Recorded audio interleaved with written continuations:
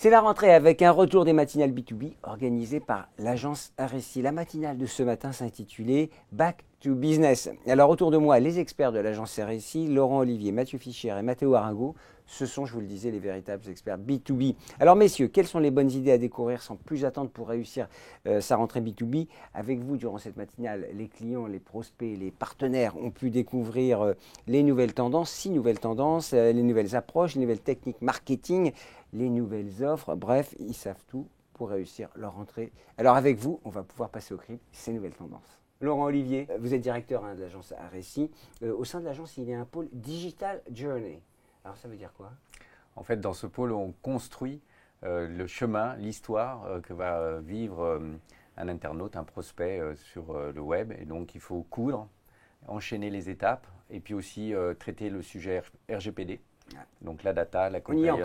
On y est encore. Clairement, ça reste un sujet d'actualité. Never ending story, ça continue. La législation est fixée, mais son interprétation est de plus en plus précise. La CNIL est encore intervenue cet été pour préciser quelques points, notamment sur les cookies. Très important. Alors, la data semble prioritaire pour vous et vos clients surtout. Côté RGPD, c'est encore un sujet en B2B. Quelles sont les bonnes pratiques pour continuer et communiquer par mail, par exemple? C'est un vrai sujet. Dans les bonnes pratiques, c'est vraiment suivre ce qu'a écrit la CNIL sur son site et de distinguer ce qui est du B2C du B2B. En B2B, le consentement préalable n'est pas obligatoire. Il faut effectivement juste prévenir la personne qu'on va utiliser son adresse email dans le cadre de communication écrite, notamment par email. Donc une fois qu'on se met bien dans cette disposition-là, on peut continuer de communiquer. Après, il faut faire attention de la manière de collecter les datas, peut-être utiliser des mécaniques tierces, des porteurs de messages, comme on dit, qui permettent de continuer de communiquer et de prospecter. Alors c'est un sujet d'éthique et un sujet de technologie, on est bien d'accord quand on parle data, quand on parle de données personnelles. Alors c'est éthique, technologique, légal. Donc il faut mettre son service juridique dans la boucle, mais il faut faire attention parce qu'un service juridique va verrouiller plus que verrouiller, on ne pourra plus rien faire.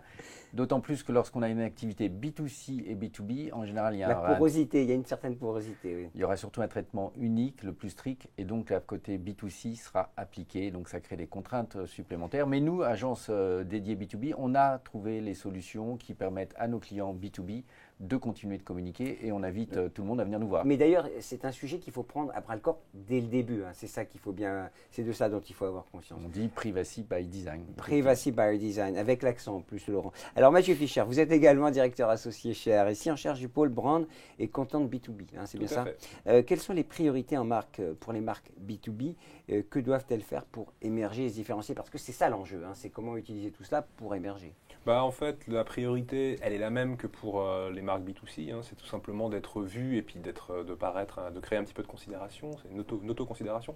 Là où en B2B, c'est un petit peu différent du B2C, c'est qu'on n'a pas besoin de convaincre un annonceur B2C de la puissance de sa marque, alors qu'un annonceur B2B, qui est souvent sur des sujets techniques, pas forcément sexy, lui, il est parfois plus sceptique et il peut avoir tendance à consacrer beaucoup d'énergie à raconter un message qui est finalement pas très bien pensé au début et qui va finalement pas intéresser grand monde. D'où l'idée du contenu et travailler le contenu pour pour que les sociétés existent. Absolument. Alors la marque joue un job un petit peu de awareness, elle attrape l'attention, elle crée un premier niveau d'intérêt et souvent c'est très important que le contenu prenne le relais, surtout en B2B où il faut expliquer des choses parfois sophistiquées, justement pour créer de la répétition et puis montrer toute l'expertise de la marque. Quels sont les formats qui fonctionnent? Parce qu'on peut communiquer de toutes les manières. Sur les formats, le constat il est un peu double.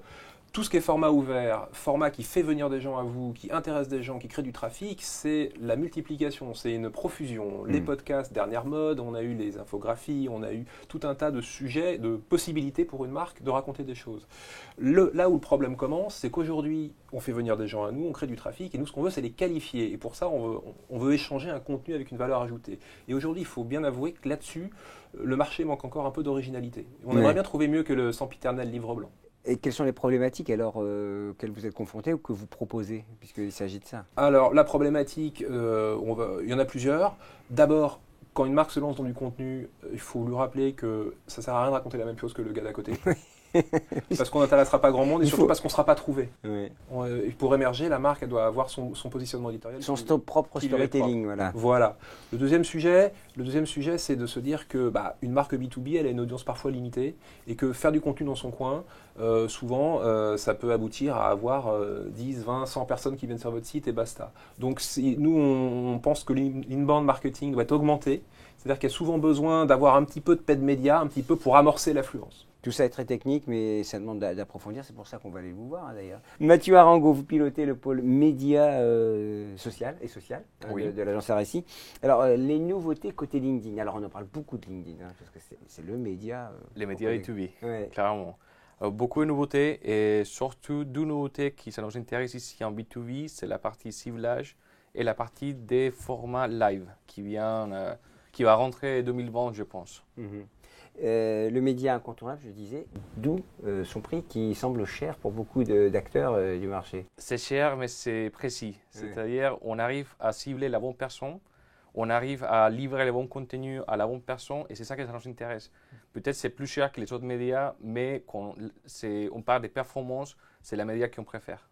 Comment vous dites, Laurent, quand c'est cher? L'important, ce n'est pas combien ça coûte, mais c'est combien ça rapporte. Eh bien oui, voilà, c'est ça. Alors comment maîtriser son ROI dans ces conditions, justement, dans un contexte qu'on paye cher? Alors, il faut clarifier entre les conversions, les visites, les leads qui rentrent. Il faut identifier combien ça me coûte et il faut aussi identifier quelle personne a rentré dans les sites et quelle personne je peux reprendre avec une deuxième stratégie retargeting. C'est ça qui fait les ROI de notre campagne. Et la façon qu'on va optimiser des premiers mois, deuxième mois, troisième mois, on continue.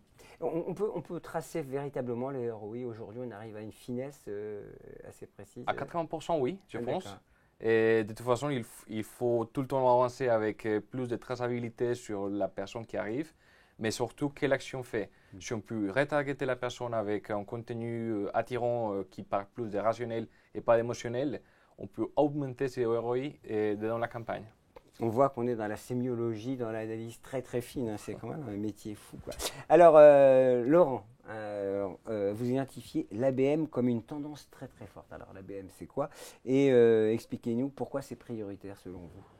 Alors, l'ABM, c'est Account Based Marketing. Donc, c'est une technique qui va d'abord se concentrer sur des comptes, des entreprises, sur des listes définies. Et donc, on oppose souvent l'ABM à l'inbound marketing. Et pour comprendre, il faut prendre l'image du pêcheur. L'inbound marketing, c'est le grand filet de pêche que le thonier va mettre dans l'eau et puis il va ramasser tout un tas de poissons. Alors que l'ABM, c'est la technique plutôt de la pêche au gros. On va partir au loin chercher la bonne cible et avec tout le matériel nécessaire, aller chercher que les gros poissons que l'on cherche à avoir. Bah oui. Mais de toute façon, les petits ne sont pas autorisés dans certains filets. Donc. En France, il faut surtout savoir qu'en France, il y a 80% de PME. Oui. Donc, si la stratégie est plutôt d'adresser des grands comptes, avec cette technique du grand filet, on ramène 80% de leads qui ne sont pas bons. Cette même logique de priorisation des efforts impose aux clients de gagner des appels d'offres. Alors, comment vous pouvez les aider, justement?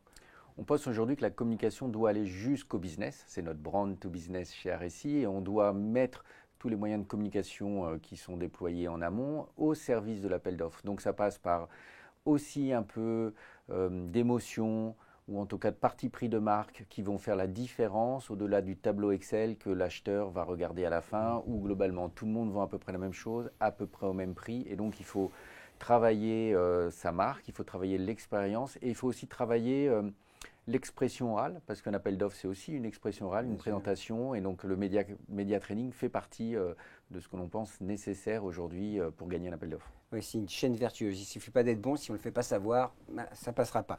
Merci beaucoup. Alors, merci beaucoup, messieurs, on a beaucoup appris aujourd'hui. Retrouvez ces 6 idées en détail dans nos capsules, les capsules associées, présentées par les experts, ils sont là, de l'agence RSI, disponibles sur YouTube. À très vite, merci beaucoup.